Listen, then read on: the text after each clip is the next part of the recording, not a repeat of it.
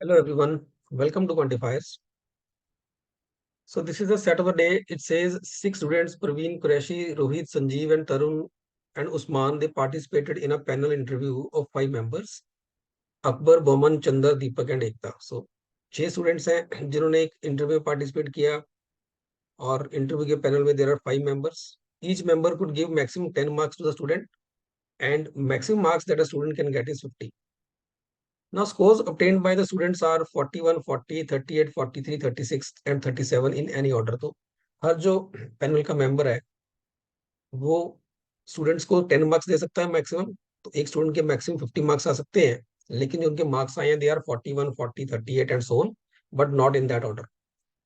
No member gave less than 6 marks to any student, and neither a member can give 10 marks to more than one student, or nor a student can get 10 marks from more than one member. तो ये चीजें important है यहाँ पे. किसी भी member ने 6 से कम मार्क्स नहीं दिए, किसी भी मेंबर ने एक से ज्यादा स्टूडेंट्स को 10 मार्क्स नहीं दिए, और ना ही किसी स्टूडेंट ने एक से ज्यादा मेंबर से 10 मार्क्स लिए. जैसे इसका मतलब अगर प्रवीण को यहाँ पे दीपक ने 10 मार्क्स दे दिए, तो बोमन और एकता के जो मार्क्स यहाँ मिसिंग है, इनमें से कोई भी 10 नहीं हो सकता. ऐसे ही अकबर ने अगर यहाँ 10 मार्क्स दे दिए, अकबर अब यहाँ पे कुरैशी और तरुण को 10 मार्क्स नहीं दे सकता. तो ना तो किसी मेंबर ने एक से ज्यादा स्टूडेंट्स को 10 मार्क्स दिए, ना किसी स्टूडेंट ने एक से ज्यादा मेंबर से 10 मार्क्स लिए. So partial information is with us, जिसके बेसिस पे अब हमें ये सेट को सॉल्व करना है, इसकी अरेंजमेंट को कंप्लीट करना है. देखो, अब यहाँ पे हमें ये मार्क्स देखने पड़ेंगे कि यहाँ कितने मार्क्स आएंगे, यहाँ पे कितने आएंगे, यहाँ कितने आएंगे, यहाँ कितने आएंगे, ये सब हमें देखना पड़ेगा. ठीक है. अब इसके लिए, क्योंकि अब क्वेश्चन ये कह रहा है who got the overall least marks, ठीक है, which of the following marks was not given by Barman to any candidate, तो हमें ये सारे मार्क्स देखने पड़ेंगे कितने कितने मार्क्स आ रहे हैं. अब देखो, कोई एक्स्ट्रा इन्फॉर्मेशन यहाँ पे नहीं है, कुछ भी एक्स्ट्रा मुझे बताया नहीं गया कि किसके कितने मार्क्स हो सकते हैं, कुछ नहीं बोला गया. सिर्फ ये बोला गया कि इनका टोटल जो है वो इनमें से कोई एक है, 41, 40, 38, 43, नॉट इन द ऑर्डर, और किसी ने 6 से कम 10 से ज्यादा मार्क्स नहीं दिए. तो अब इसमें हमें क्या करना पड़ेगा, हमें कुछ वेरिएबल्स असाइन करने पड़ेंगे अपनी तरफ से यहाँ पे. सो लेट्स से मैंने ये मान लिया कि कुरैशी को यहाँ पे ए मार्क्स मिले, ठीक है, यहाँ पे तरुण को बी मार्क्स मिले, यहाँ पे सी मिले, यहाँ पे डी मिले, ठीक है, यहाँ पे ई मिल रहे हैं. तो ये वेरिएबल्स हमें खुद से यहाँ पे असाइन करने पड़ेंगे. यहाँ एफ हो गया, यहाँ जी हो गया, ठीक है, यहाँ पे एच, यहाँ पे आई मार्क्स मिले, यहाँ पे जे और यहाँ पे के मार्क्स मिले. ठीक है जी, अब देखते हैं क्या क्या बन सकता है. अब मुझे यहाँ पे टोटल पता है, अकबर का टोटल 48 है. तो 7 + 6 13, 21 और 31, इसका मतलब ए प्लस बी की वैल्यू कितनी आएगी टोटल, अगर मुझे 48 बनाना है. अभी तक जो टोटल बन रहा है, कितना बन रहा है, 7 + 6 13 + 8 21 + 10 31. ठीक है, तो ये 31 बेसिकली क्या बन रहा है, ये ए प्लस बी प्लस 31 बन रहा है, इज इक्वल टू 48. तो यहां से आप कह सकते हो कि ए प्लस बी की वैल्यू 17 होगी. ठीक है, ए प्लस बी की वैल्यू 17 होगी. ऑन द सेम लाइन्स हम सबके लिए वैल्यू निकाल सकते हैं. ठीक है, एक बार के लिए इसको सॉल्व करते हैं थोड़ा सा, सबकी वैल्यूज निकालते हैं यहाँ पे. तो यहाँ से एक चीज समझ आ रही है, that values of A plus B is 17. ठीक है, तो ए प्लस बी यहाँ 17 बन रहा है. एक इक्वेशन मेरे पास ये आ रही है. ऐसे ही सेकंड वाला देखते हैं, सी प्लस डी प्लस ई कितना हो जाएगा, सी प्लस डी प्लस ई. देखो, टोटल 46 है, अभी तक कितना बन चुका है, 9 + 8 + 7 24, बाकी बच गया 22. तो सी प्लस डी प्लस ई की वैल्यू 22 है. ऐसे ही एफ प्लस जी की वैल्यू कितनी होगी, इस कॉलम को ऐड करेंगे तो एफ प्लस जी की वैल्यू बनेगी हमारे पास 16, 25 और 32, तो बचा 13. ये वैल्यू 13 बनेगी. ऐसे ही एच प्लस आई की वैल्यू, बाकी 16 बचेगा यहाँ पे. ठीक है, 17, 25 और 31 हो गया, 16 बचा, तो एच प्लस आई की वैल्यू 16 होगी. ऐसे ही आप कह सकते हो कि आई प्लस जे प्लस के की जो वैल्यू आएगी, दिस इज जे. ठीक है, जे प्लस के की जो वैल्यू आएगी वो आएगी, ये बन रहा है 33 और टोटल 49 है. ठीक है, तो बचा 16. ठीक है, तो ये हमारे पास बन रहा है. इतना हमें समझ आ रहा है. अब देखो यहाँ पे, अगर आप देखोगे ध्यान से, तो संजीव के केस में ना, यहाँ पे देखो, संजीव के केस में सिर्फ एक जी ही वेरिएबल मिसिंग है. ठीक है, और जी की वैल्यू क्या हो सकती है, एफ प्लस जी मुझे पता है कि 13 है। अब ये 13 कैसे बनेगा, ऑब्वियसली 10 + 3 तो हो नहीं सकता, बिकॉज किसी को 6 से कम नंबर मिले नहीं है। एफ प्लस जी की वैल्यू 10 + 3 या 9 + 4 नहीं हो सकती, ये सिर्फ और सिर्फ 7 + 6 ही हो सकती है, क्योंकि कम से कम 6 मार्क्स तो मिलने ही मिलने हैं। तो एफ और जी में से किसी एक की वैल्यू मिनिमम 6 तो होगी। तो अगर F7 है तो G6 होगा, या फिर अगर F6 है तो G7 होगा। ठीक है। और अगर मैं यहाँ पे संजीव का टोटल देखूं अभी तक, इस तरफ को टोटल करें कितना आ रहा है, 8 + 8 16 24 33। तो संजीव का जो टोटल बन रहा है मेरे पास, संजीव का टोटल बन रहा है 33 + G। अब जी में क्या, जी क्या वैल्यू आनी चाहिए, देखो जी कम से कम तो 6 होना चाहिए, या 6, या ऐसे बोलो 6 हो सकता है जी, या 7 हो सकता है। अगर आप जी को 6 लेके चलते हो तो 33 + 6 39 बनेगा। लेकिन अगर आप स्कोर देखेंगे तो कहीं पे भी 39 स्कोर हमारे पास अवेलेबल ही नहीं है। इसका मतलब जी की वैल्यू 6 नहीं हो सकती, दिस इज नॉट पॉसिबल। तो जी की वैल्यू 7 होगी, 33 + 7 40 बनेगा। तो जी की वैल्यू यहाँ पे 7 आएगी, तो यहाँ पे आप 7 लिख लीजिए, जी की वैल्यू 7 आ गई। ठीक है। और यहाँ से एक चीज और समझ आ रही है कि संजीव का जो टोटल बन रहा है 40 बनेगा, तो 40 आपने निकाल दिया, वो संजीव को मिल गया। पैरेलल आपके पास एफ की वैल्यू जो बनेगी वो 6 बनेगी। आपने जी को 7 दिया है, तो एफ को आपको 6 देना पड़ेगा। एफ की वैल्यू यहाँ पे 6 आएगी, एफ की वैल्यू यहाँ पे 6 आ गई।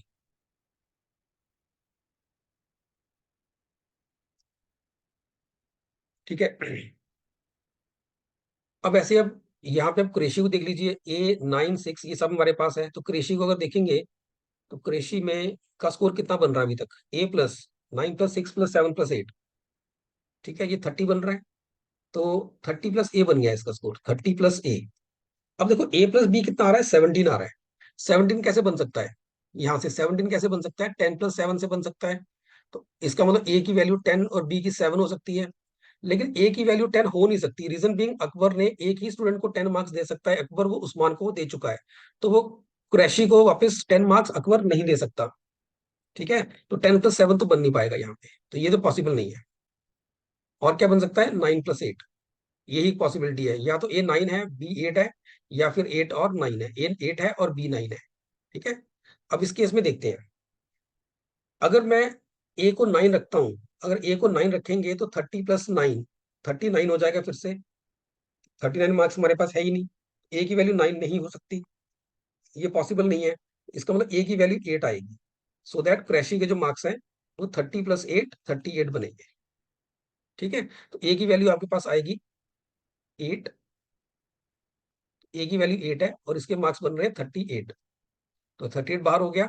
कॉरस्पॉन्डिंग आपके पास बी की वैल्यू 9 आएगी, बी यहाँ पे है तरुण के पास, तो तरुण की वैल्यू यहाँ पे बी की वैल्यू 9 आएगी, ये भी बाहर हो गया। ठीक है जी। अब देखते हैं आगे, अब तरुण को ही चेक कर लेते हैं हम लोग यहाँ पे एक बार के लिए। देखो तरुण का स्कोर भी कितना बन रहा है, तरुण का स्कोर बन रहा है 9 + 7 16 25 32, 32 + I। क्या इसका बन रहा है 32 + I। अब 32 + I क्या हो सकता है, आई कितना बन सकता है, देखो आई का भी यहाँ पे है, H + I आपका 16 है।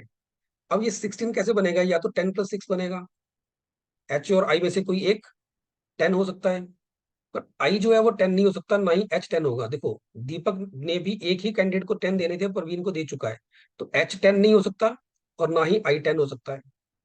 ठीक है। तो यहाँ भी 10 और 6 का कॉम्बिनेशन नहीं बन पाएगा। तो यहाँ पे भी 9 + 7 का ही कॉम्बिनेशन बनेगा, या 7 + 9, H 9 है, I 7 होगा, I 7 है तो आई, H 7 है तो I 9 हो जाएगा, यही कॉम्बिनेशन बनेगा।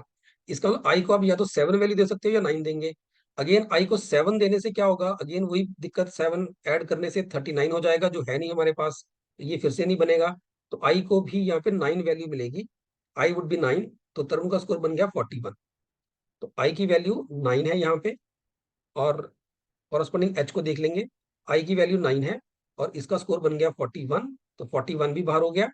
और जब आई यहाँ पे 9 है तो एच की वैल्यू 7 आ जाएगी, तो एच यहाँ पे 7 आ जाएगा। ठीक है जी, H 7 आ गया। अब इसके बाद रोहित को देखते हैं। रोहित का स्कोर अगर आप देखोगे अब, तो रोहित का स्कोर D+ ये कुछ बन रहा है। ठीक है। रोहित के स्कोर में क्या हो रहा है, 6 + 8 14 21 30, 30 + D बन रहा है, 30 + D बन रहा है। और हमारे पास कोर्स बचे क्या है, हमारे पास कोर्स बच रहे हैं यहाँ पे 43, 36 और 37, यही बचा ना। 43 बच गया, 36 बच गया और 37 बच गया। 38, 40, 41 तो हमने असाइन कर दिए। अब 43, 36 और 37 में इसको 43 तो मिल नहीं सकता, बिकॉज डी की वैल्यू 13 तो बन नहीं सकती। डी की वैल्यू 13 नहीं हो सकती, तो 43 नहीं मिलेगा। हाँ, ये जरूर पॉसिबल है कि अगर डी को आप 6 रखते हो तो 30 + 6 इसका स्कोर 36 हो जाएगा। और अगर आपने डी को 7 रखा तो इसका स्कोर 30 + 7 37 हो जाएगा। तो इसका मतलब डी की वैल्यू या तो 6 है या 7 है। तो एक बार के लिए मान लेते हैं कि डी की वैल्यू 6 है। तो एक बार मान लिया कि डी की वैल्यू 6 है यहाँ पे। ठीक है, मैं कलर चेंज कर रहा हूँ यहाँ पे। तो डी की वैल्यू यहाँ पे 6 है। तो डी की वैल्यू 6 हो जाएगी तो इसका स्कोर बनेगा 36। ठीक है, अब 36 बाहर हो गया। अब देखो,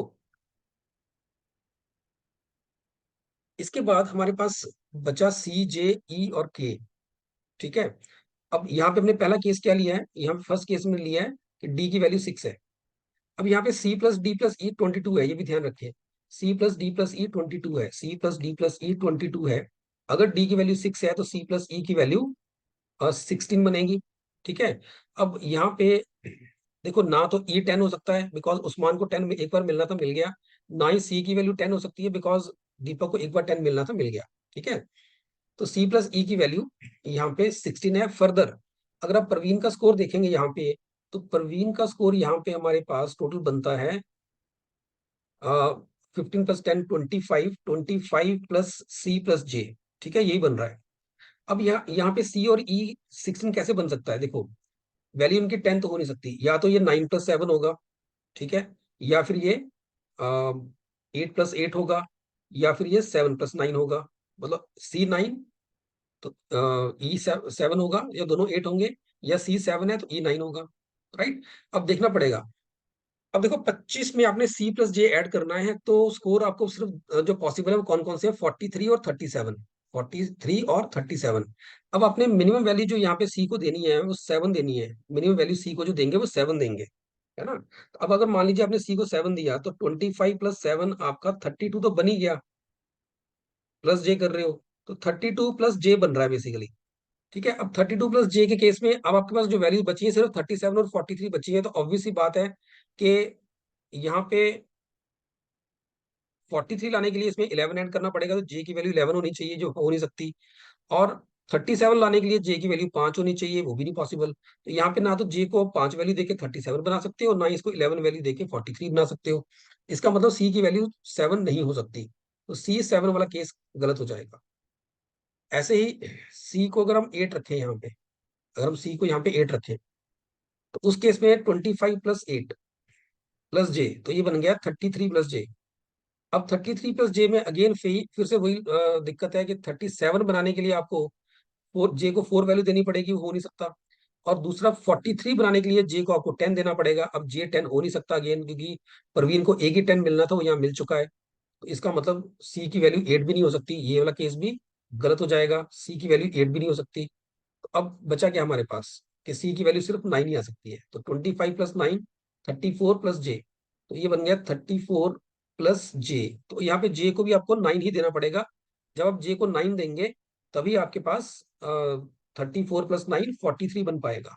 तभी उस केस में 43 बन पाएगा। इसका मतलब यहाँ पे सी की वैल्यू 9 आ रही है, ठीक है, और जे की वैल्यू भी 9 आ रही है। जे भी 9 आ रहा है, सी भी 9 आ रहा है। सी और जे दोनों 9 आ रहे हैं। और इस केस में यहाँ जो टोटल बन रहा है 43 बन रहा है। कॉरस्पॉन्डिंगली जब आपने सी को 9 वैल्यू दी तो ई की वैल्यू 7 आ जाएगी। ई की वैल्यू यहाँ 7 आ जाएगी। ठीक है, ई 7 आ गया। और जब ई 7 आएगा तो यहां से आ, या ऐसे बोलो, जब आपने जे को 9 बोला ना, जे प्लस के आपका 16 है, तो जो आपने जे को 9 दी वैल्यू, जो आपने यहाँ पे जे को 9 वैल्यू दी, तो यहाँ से आपके पास के की वैल्यू 7 आ जाएगी। तो यहाँ पे के 7 आ जाएगा।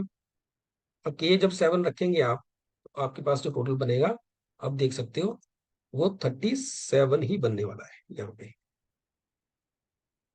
ठीक है, लेकिन ये कब किया हमने, ये हमारा एक केस था जब डी की वैल्यू 6 थी। ये केस वो वाला है जब डी की वैल्यू 6 थी। ठीक है, इसका मतलब सेकंड केस भी पॉसिबल है। सेकंड केस में डी की वैल्यू 7 हो सकती है, एक बार के लिए इसको इरेज कर देते हैं, डी की वैल्यू 7 रख के देखते हैं। तो डी की वैल्यू 7 भी हो सकती है। ठीक है, तो एक टेबल और बनाते हैं यहाँ पे, और जो वैल्यू ऑलरेडी फिल थी एक बार उनको फटाफट से फिल कर लेते हैं। जितना जो आपके पास पिंक कलर में है, तो ये 8 था, ये 6 था, यहाँ पे टोटल 38, 38 बार हो चुका है। ठीक है, यहाँ पे रोहित का केस अभी बनेगा, यहाँ पे 7 है जो पिंक कलर में आ रहा है।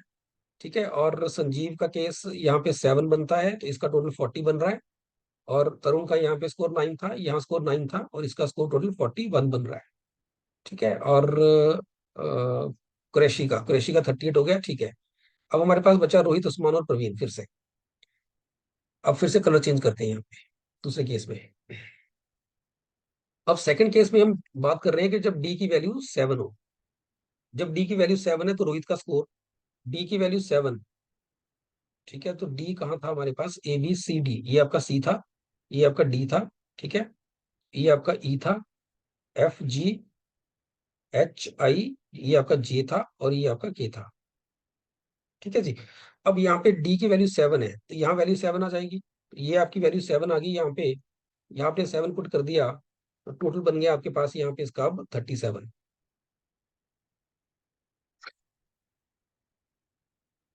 तो यहाँ से क्या क्या हमारे पास बाहर हो गया, अगेन 38 बाहर है, 37 बाहर है, 40 और 41 भी बाहर है। अब सिर्फ बचा 43 और 36। तो फिर से वही चीज है, सी प्लस डी प्लस ई की वैल्यू 22 है। तो अगर डी की वैल्यू 7 है, तो यहाँ से कह सकते हो कि सी प्लस ई की वैल्यू यहाँ से 15 आएगी। ठीक है, अब 15 फिर से बात वही है, सी और ई की वैल्यू 10 नहीं हो सकती, सी और ई में से किसी की वैल्यू 10 नहीं हो सकती। तो 15 कैसे बनेगा सी और ई के लिए, या तो 9 और 6 से बनेगा, या फिर 8 और 7 से बनेगा, या फिर ये बनेगा 7 और 8 से, या फिर ये बनेगा 6 और 9 से। ठीक है, और अगेन फिर से बात करेंगे प्रवीण की, अगेन प्रवीण को देखते हैं। तो प्रवीण के केस में फिर से हमारे पास जो टोटल बन रहा है, या फिर यहीं पे लिख लेते हैं प्रवीण को, प्रवीण के केस में जो टोटल बन रहा है वो बन रहा है अब फिर से 25 प्लस सी प्लस जे। ठीक है जी, अब अगर आपने इसको सी को मिनिमम वैल्यू 6 भी दी ना, तो 25 प्लस 6 31, 31 प्लस जे बनेगा, है ना। और हमारे पास बचा क्या हुआ है, बचा 36 है, तो जे की वैल्यू 5 तो आ नहीं सकती। इसका मतलब आप सी को 6 नहीं दे सकते। सिमिलरली आप सी को 7 भी नहीं दे पाएंगे, क्योंकि इसमें आपका 32 बन जाएगा, 32 प्लस जे हो जाएगा। ठीक है, 32 प्लस जे में फिर से आप जे को 4 वैल्यू नहीं दे सकते। और दूसरा 43 नंबर है, उसके लिए आपको 11 चाहिए होगा, वो भी नहीं दे सकते। ठीक है, और सी को यहाँ पे अब आप 8 दे के रखेंगे, तो 33 प्लस जे बनेगा। अब इस केस में फिर से आप इसको 36 तो बनाने से रहे, 43 बनेगा, लेकिन उसके लिए जे की वैल्यू 10 चाहिए होगी। बट जे की 10 आ नहीं सकती, बिकॉज परवीन को ऑलरेडी 10 मिल चुका है। तो यहाँ पे 43 भी बनना मुश्किल है। तो सी को 8 भी नहीं दे सकते आप। एक ही पॉसिबिलिटी बचती है कि आपको सी को यहाँ पे 9 देना पड़ेगा, सो दैट ये भी आपके पास 9 बन जाए। ठीक है, अगेन सी और जे की वैल्यू दोबारा फिर से 9 और 9 आ रही है। यहाँ फिर से 9 और 9 आ गया, यहाँ 9 आ गया, यहाँ 9 आ गया, टोटल बन गया आपके पास 43। ठीक है, और अब इस केस में देखिए, अगर आपने सी को 9 दिया, तो कॉरस्पॉन्डिंगली ई की वैल्यू 6 आएगी, ई की वैल्यू यहाँ पे 6 आ जाएगी, यहाँ पे ई 6 हो जाएगा, ई की वैल्यू 6। और क्योंकि आपने जे को 9 दिया हुआ है, जे को 9 देके के की वैल्यू फिर से 7 आएगी, तो के आपका फिर से यहाँ पे 7 आएगा, के फिर से 7 आ गया। अब इस केस में ये टोटल बनेगा 36। राइट, सो ये दो ही केस बनेंगे हमारे पास, दोनों केसेस के अंदर हमने हर एक स्टूडेंट के जो पॉसिबल मार्क्स हैं वो हमने यहाँ पे फिल कर दिए। Let us now move to the questions. उसके लिए काम करते हैं, एक बार के लिए ये सारा इरेज कर लेते हैं।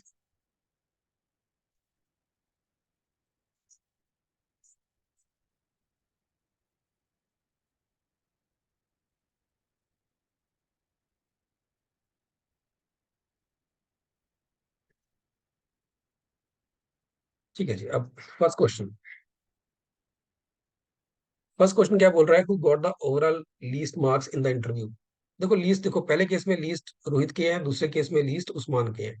तो रोहित या उस्मान में से कोई भी लीस्ट मार्क्स ले सकता है, ऑप्शन 4 आपका आंसर बनेगा। सेकंड क्वेश्चन कह रहा है which of the following marks was not given by Barman to any candidate. अब बर्मन ने देखिए 10 कहीं नहीं दिए, ना पहले केस में उसने 10 दिए, ना दूसरे केस में उसने 10 दिए। ठीक है, तो 10 नहीं दिया हुआ उसने, 6 उसने दिया हुआ है। रोहित को पहले केस में या उस्मान को सेकंड केस में 6 उसने दिया हुआ है। तो सेकंड ऑप्शन बनेगा आपका answer.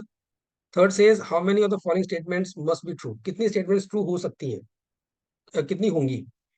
First says Boman gave minimum marks to Usman. Boman ने मिनिमम मार्क्स उस्मान को दिए हैं।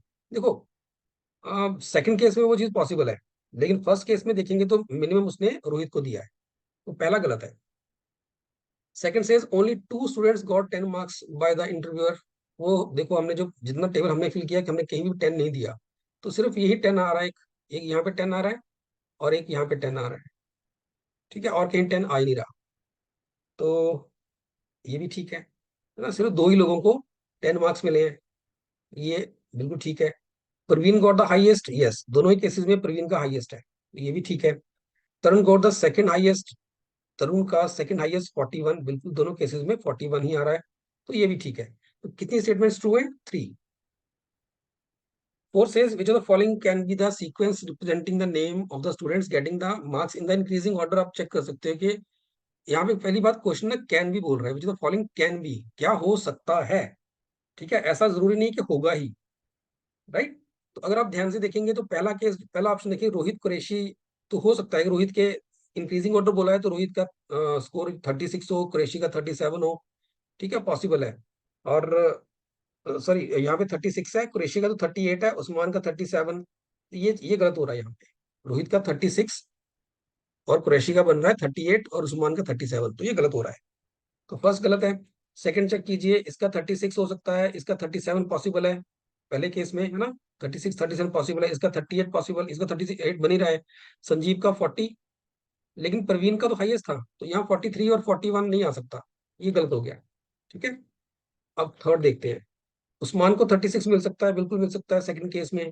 इसको 37, इसको 38, संजीव को 40, और तरुण को मिल रहा है 41 और प्रवीण को मिल रहा है 43, तो ये इंक्रीजिंग ऑर्डर बिल्कुल ठीक है। Right, so option 3 will be your answer. इसका आंसर बनेगा ऑप्शन 3।